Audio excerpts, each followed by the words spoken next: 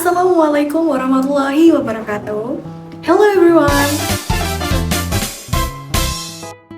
Welcome back to my video. My name is Sigma Alia. So today we're going to talk about one of the most important foundation in English, parts of speech. So halo teman-teman, selamat datang kembali di video aku. Hari ini kita akan membahas salah satu fondasi paling penting dalam bahasa Inggris nih, yaitu parts of speech. Mungkin kalian pernah bertanya-tanya, kenapa ya grammar aku bisa aneh, terdengar aneh, kenapa bikin kalimat itu susah banget? Jawabannya ada di sini nih, yaitu seberapa paham kita sama peran setiap kata dalam sebuah kalimat. Coba bayangkan bahasa Inggris itu seperti sebuah film. Setiap kata adalah aktor dengan perannya masing-masing. Ada yang jadi tokoh utama, ada yang jadi pendukung, ada yang nyambungin cerita, bahkan ada yang cuma muncul sebentar buat nunjukin emosi nih. Nah, kalau kita tahu siapa yang berperan sebagai apa, bikin kalimat akan jauh lebih gampang nih guys. What exactly are the parts of speech? There are 8 categories: noun, pronoun, verb, adjective, adverb, preposition, conjunction, and interjections. Jadi, ada 8 kategori dalam parts of speech. Semua kalimat bahasa Inggris, dari yang sederhana sampai kompleks, dibangun dari 8 kategori ini nih guys. Nah, di video kali ini kita gak cuma akan membahas definisinya, tapi kita akan bahas langkah demi langkah, pakai contoh nyata, dan juga membahas kesalahan-kesalahan umum yang sering dilakukan oleh pelajar bahasa Inggris. So, are you ready guys? Ready, go! Let's begin with the first one, nouns. Nouns is basically the name of a person, a place, a thing, or even an idea. Jadi, noun itu adalah kata yang menunjukkan nama, orang, tempat, benda, ataupun ide. Gampangnya, noun itu adalah kata benda. Fungsi noun dalam kalimat adalah memberi nama pada subjek atau objek supaya kalimat itu punya arti yang jelas. For example, the teacher is reading a book in the city. Here, the teacher is the person, book is a thing, and city is a place. All of them are nouns. Diingat, setiap proper noun harus dimulai dengan huruf kapital.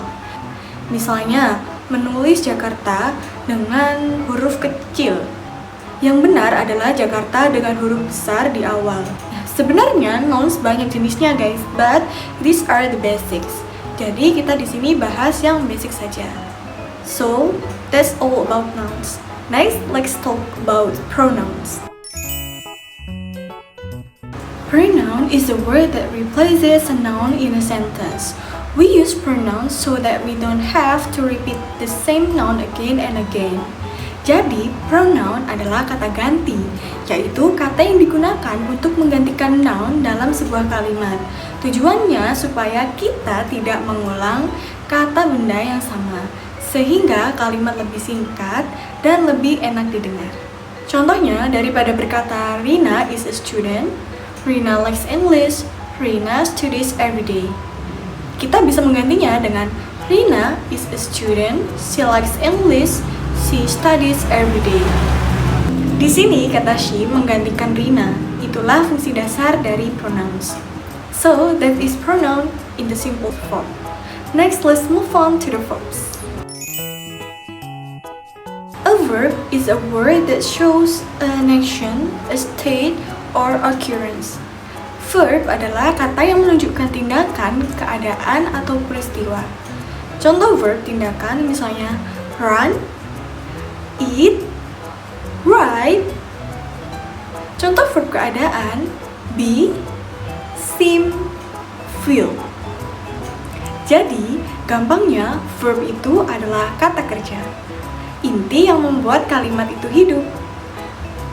Contohnya, she eats rice every day. Kata eats di sini adalah verb karena menunjukkan tindakan yang dilakukan subjek.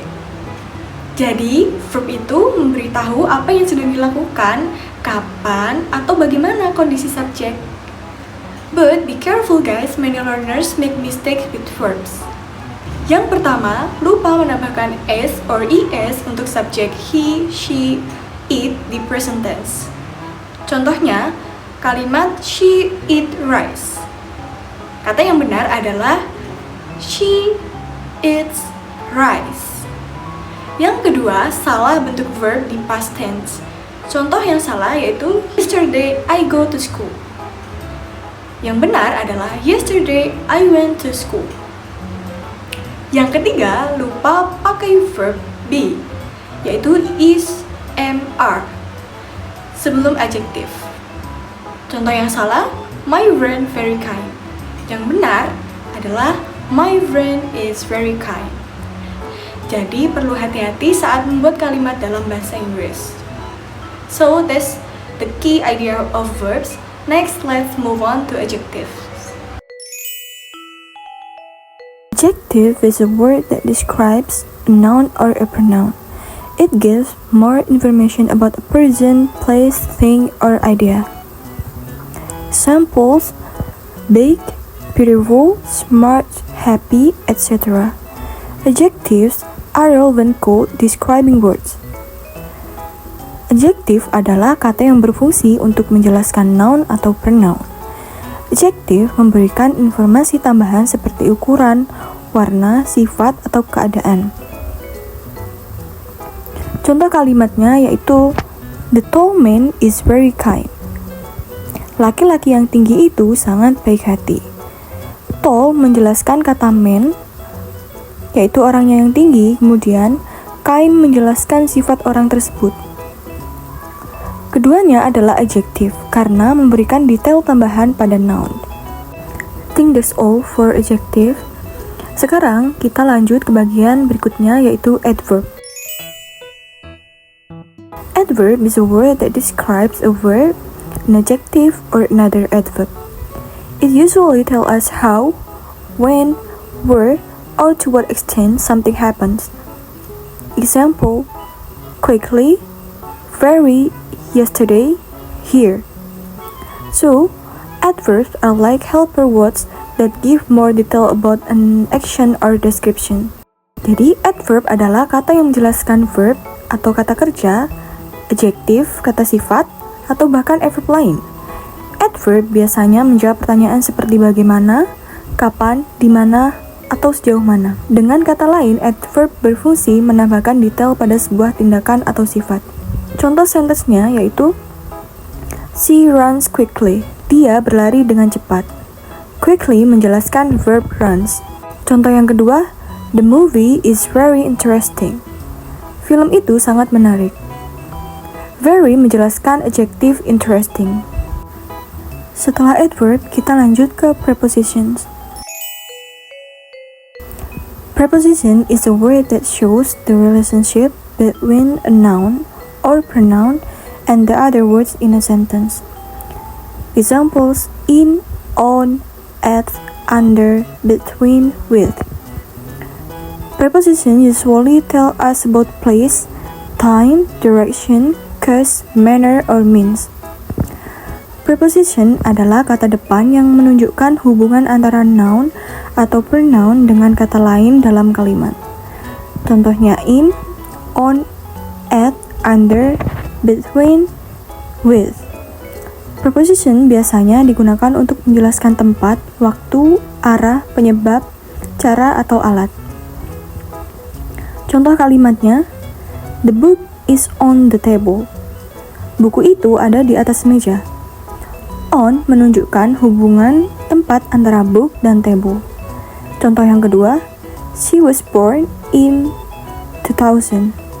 Dia lahir pada tahun 2000. In menunjukkan hubungan waktu. Contoh yang ketiga, he is going to the park with his friend. Dia pergi ke taman bersama temannya. To menunjukkan arah, kemudian with menunjukkan kebersamaan. Next to conjunction. Conjunction is a word that connects words, phrases, or clauses. Without conjunction, our sentences would be short, broken, and less connected.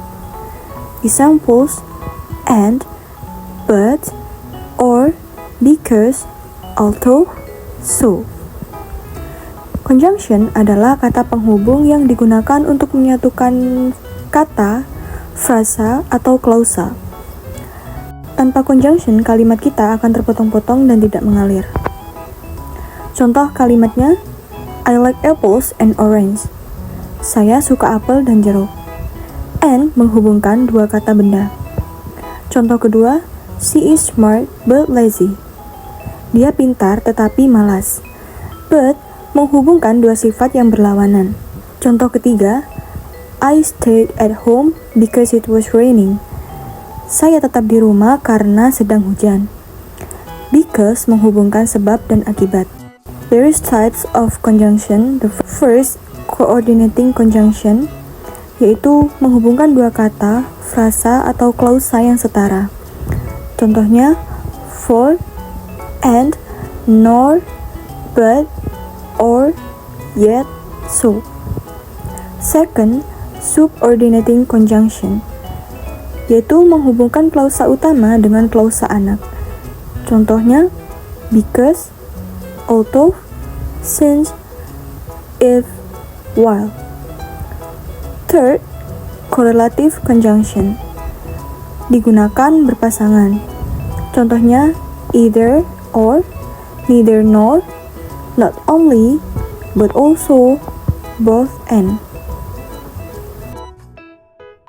Now, let's talk about interjections. Interjection is a short word or phrase that expresses strong emotion or sudden reactions. It usually stands alone and is often followed by an exclamation mark. Example, wow. Jadi, interjection adalah kata seru yang dipakai untuk mengekspresikan emosi, perasaan, atau reaksi secara spontan. Biasanya berdiri sendiri dan diikuti tanda seru. Contoh kalimatnya, wow, this place is amazing. Wah, tempat ini luar biasa. Wow menunjukkan rasa kagum. So, we have learned the 8 parts of speech. In English, there is noun, pronouns, verbs, adjectives, adverb, prepositions, conjunction, and interjections. Remember, these are the building blocks of the English language. If you understand them well, you can create clear, correct, and meaningful sentences. Keep practicing, pay attention to common mistakes, and use this part of speech in your daily conversation and writing. Thank you for learning with me today, and see you in the next lesson.